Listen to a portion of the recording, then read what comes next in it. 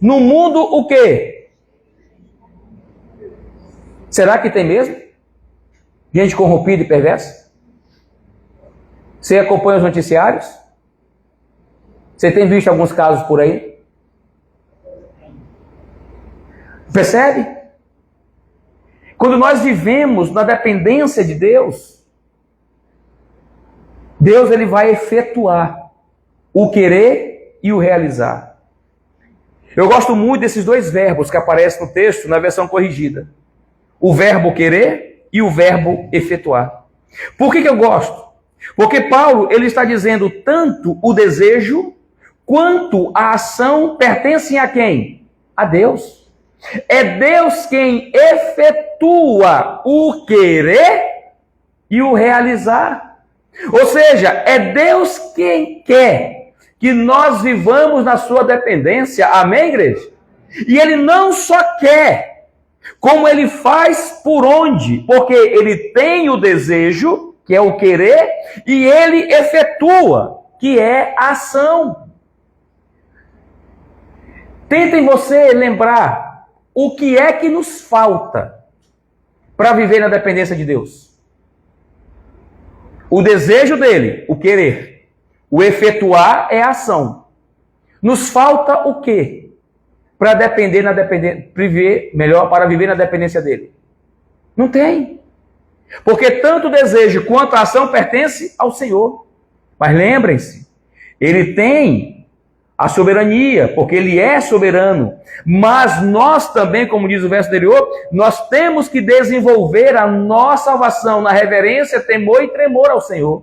Ou seja, Deus quer, Deus age, mas nós temos que fazer a nossa parte. Nós temos que nos esforçar a viver na dependência dele. Então, nós não separamos a soberania de Deus e a responsabilidade humana. Não se exclui aqui. A vontade de Deus é que sejamos obedientes a Ele, na presença ou na ausência de pessoas. A vontade de Deus é que vivamos na dependência dEle, nos momentos bons e nos momentos ruins.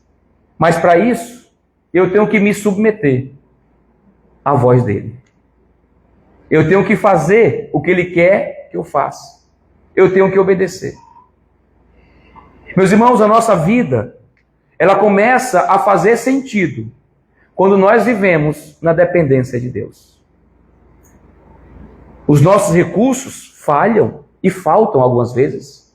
A nossa capacidade, a nossa intelectualidade tem hora que falha. A nossa influência, não é assim, meu Fernando? Às vezes você acha que tem um monte de amigo. Daqui a pouco, cadê os amigos? Mas nós vamos aprender a depender sempre do Senhor. Então, meus irmãos, percebam que para preservar a unidade é algo que depende de todos nós. Não é só de um, de todos. Então nós vamos fazer o que Deus quer que façamos. Depois nós vamos viver na dependência dele. E por último, os versos 15 e 16, que dizem assim: de modo que ninguém possa acusá-los. Levem uma vida pura e inculpável como filhos de Deus, brilhando como luzes resplandecentes no mundo cheio de gente corrompida e perversa. Agora escute isso aqui. Apeguem-se, o quê? Repita aí. Apeguem-se à mensagem da vida. Então, no dia em que Cristo voltar, me orgulharei de saber que não participei da corrida em vão e que não trabalhei inutilmente. Nós vamos fazer o que Deus quer que façamos. Nós vamos viver na dependência de Deus. Terceiro, nós vamos agir diferente do mundo.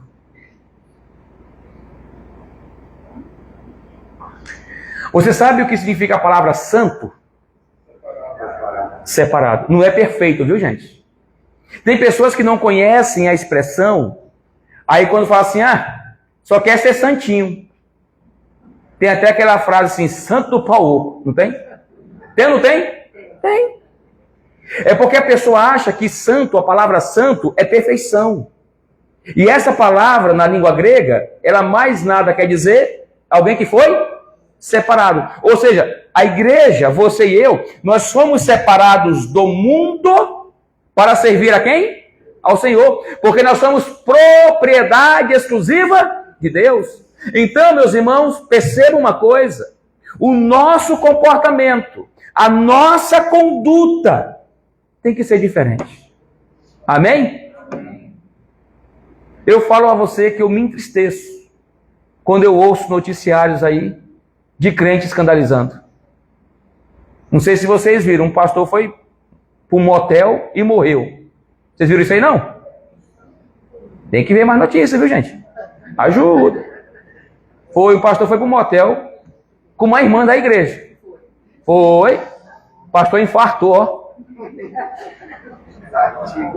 Não ri não, o negócio é para chorar mesmo, não é para rir não. Eu estou contando assim, mas não é para rir não. Passou os dias, aí chegou a hora da irmã se defender. Estavam orando, irmã Sumica. Uma campanha de oração, ela falou.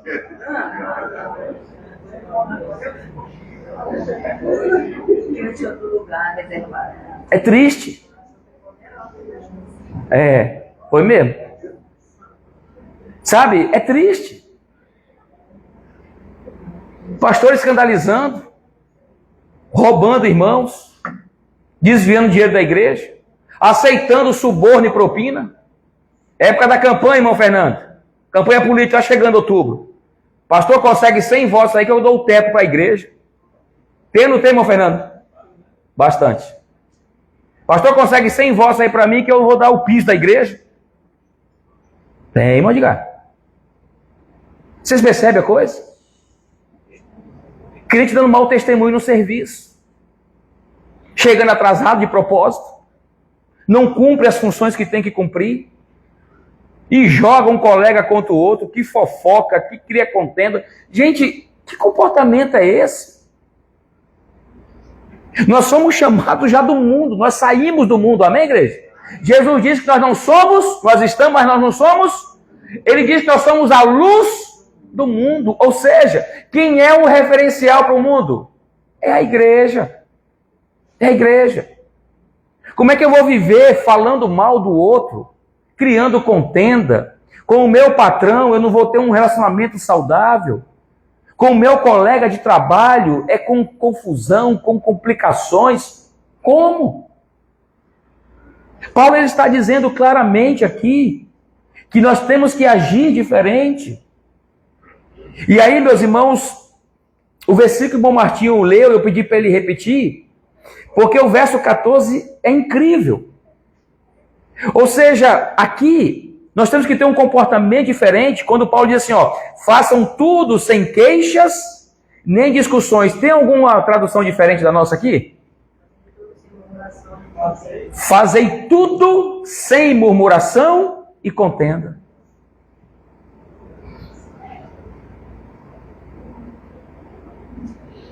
É possível um cristão murmurar?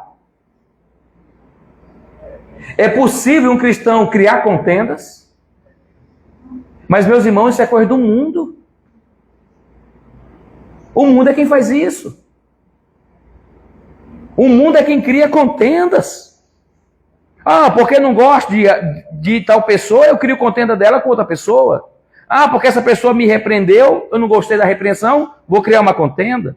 Ah, tudo que eu vou fazer é murmurando, é reclamando. Deixa eu perguntar a você, a contenda é pecado? Deixa eu lembrar vocês, lá em Provérbios, há 6 coisas que o Senhor odeia, e a 7ª ele abomina. Qual é a 7ª coisa que o Senhor abomina?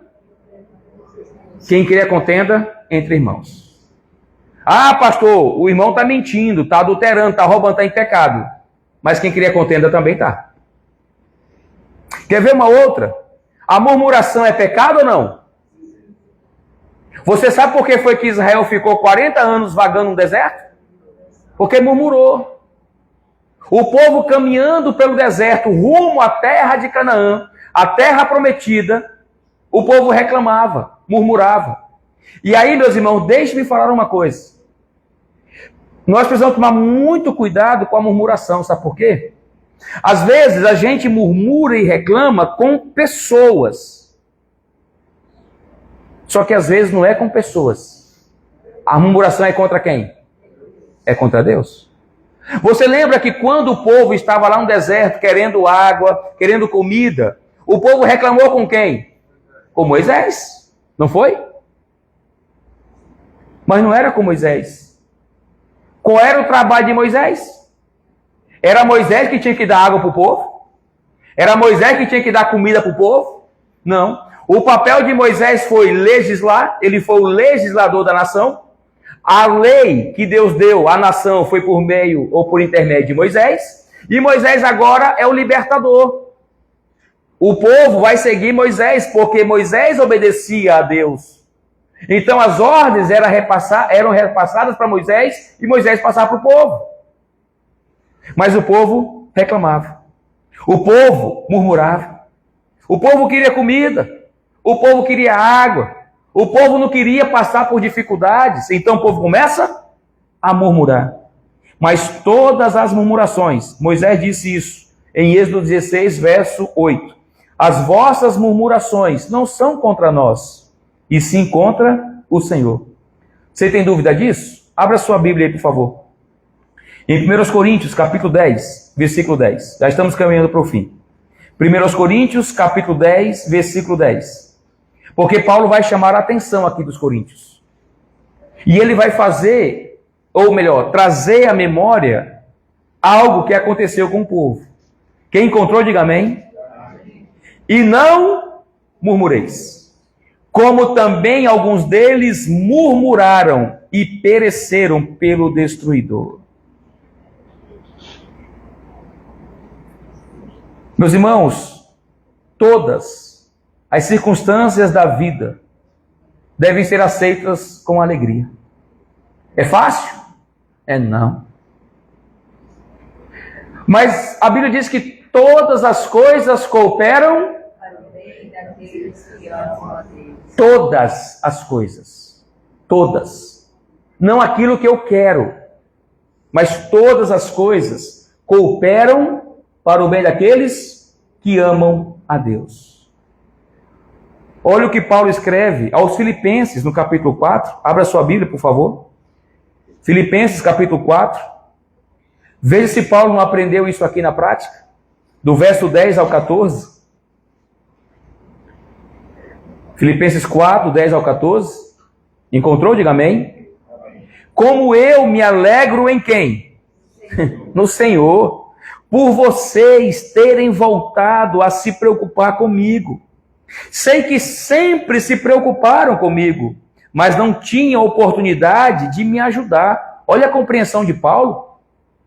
Não digo isso por estar necessitado, pois aprendi a ficar satisfeito com o que tenho ou com o que quero ter. Esse é o segredo da vida, meus irmãos. É estar satisfeito com o que tenho. Verso 12. Sei viver na necessidade e sei também na fartura. Aprendi o segredo de viver em qualquer situação, de estômago cheio ou vazio, com pouco ou com muito. Posso todas as coisas por meio de Cristo que me dá forças. Amém, igreja? Esse é o segredo.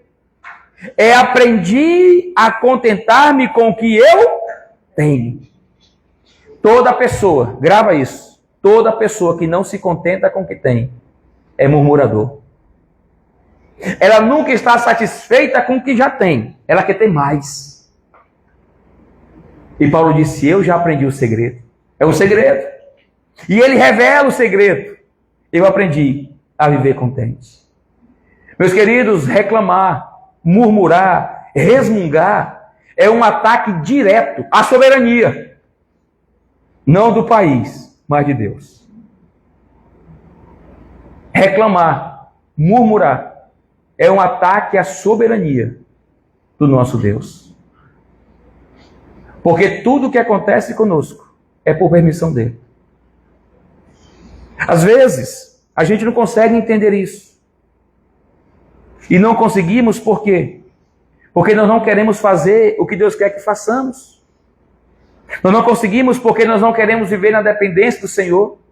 E muitas vezes estamos agindo como o mundo age. Paulo já disse que essas pessoas são corrompidas. E essas pessoas são perversas. E eu lhe pergunto, o mundo vai olhar para quem? Se não para nós. Eu confesso a você que eu não fico zangado quando alguém do mundo começa a criticar comportamentos errados de certos crentes.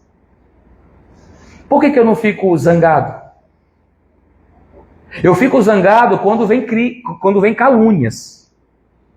Porque calúnia é algo infundado. Agora, uma pessoa que aponta, olha, o pastor fez isso aqui de errado. Sendo que eu fiz, como é que eu vou ficar com raiva, Marinho? Se eu fiz o que é errado. Eu não posso ficar com raiva. Das calúnias, eu fico zangado, porque é calúnia, é uma mentira. É querer imputar algo a alguém que a pessoa não fez. É chamar o ladrão de ladrão, porque ele é ladrão. Mas acusar a pessoa de ladrão sendo que não é, isso é uma calúnia. Nós somos a luz do mundo, meus irmãos. Jesus já nos tirou do mundo, amém? Nós estamos no mundo, mas nós não somos do mundo. Então, o nosso caráter tem que ser diferente. Em casa, na igreja, no trabalho, em todos os ambientes, na escola, na faculdade. Nós temos que ser diferentes do mundo. Porque Paulo diz exatamente isso. Nós temos que brilhar como luzes resplandecentes. Nós temos que levar uma vida pura e inculpável.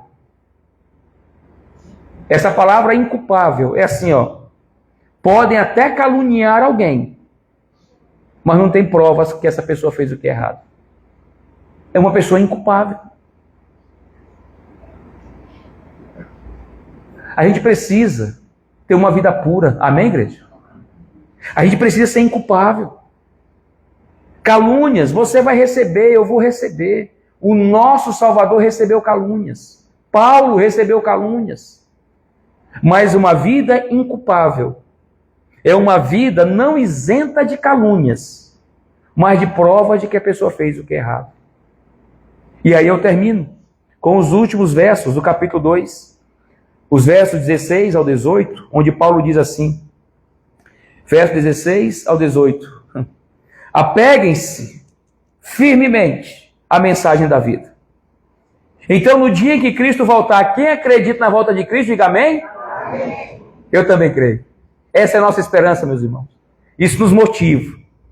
Então, no dia em que Cristo voltar, me orgulharei de saber que não participei da corrida em vão e que não trabalhei inutilmente. Deixa eu falar uma coisa para vocês. Tudo que estamos fazendo aqui é para o Senhor. Nada é em vão. Sabe esse café que tomamos agora mais cedo? Não é em vão, não é inútil. Sabe os evangelismos que fazemos? Os cultos que fazemos? Não é inútil, não é em vão. Porque tudo isso está formando o nosso caráter cristão. E Deus se alegra. E nós o glorificamos quando fazemos o que temos que fazer. Verso 17. Contudo, me alegrarei, mesmo se perder a vida. Vamos perder a vida ou não vamos? Vamos. Mas tinha a mesma certeza que eu tenho que Cristo volta, que vou partir daqui. Agora, olha o que ele diz depois. Entregando-a a Deus, como oferta derramada, da mesma forma que o serviço fiel de vocês é uma oferta a Deus. E quero que todos vocês participem dessa alegria. Sim, alegrem-se e eu me alegrarei com vocês. Meus irmãos, se tem uma coisa que me alegra como pastor, é ver minhas ovelhas bem. Me alegra. Porque a gente ora todos os dias. Senhor, abençoe cada um. Dê sabedoria. Ajude em suas decisões, em suas escolhas. Ajude-os. Momentos difíceis, Pai, acalma o coração, a mente. E quando a gente vê os crentes firmes, obedecendo a Deus, não é a mim, gente. É obedecendo a Deus. obedecendo a palavra, vivendo diferente do mundo. Ah, meus irmãos, isso chega a dizer assim: tudo que estamos fazendo, nada é em vão. E que Deus seja glorificado na nossa vida. E que nós, como cristãos, venhamos preservar a nossa unidade cristã. Porque nós somos uma família e temos o mesmo Pai, que é o nosso Deus, o Todo-Poderoso. Amém? Vamos orar? Convido você a colocar-se em pé. Após a oração, nós vamos encerrar a transmissão. E você que aqui está poderá fazer suas perguntas, tirar suas dúvidas e também expor suas contrariedades. Oremos. Senhor nosso Deus e Pai, obrigado por essa série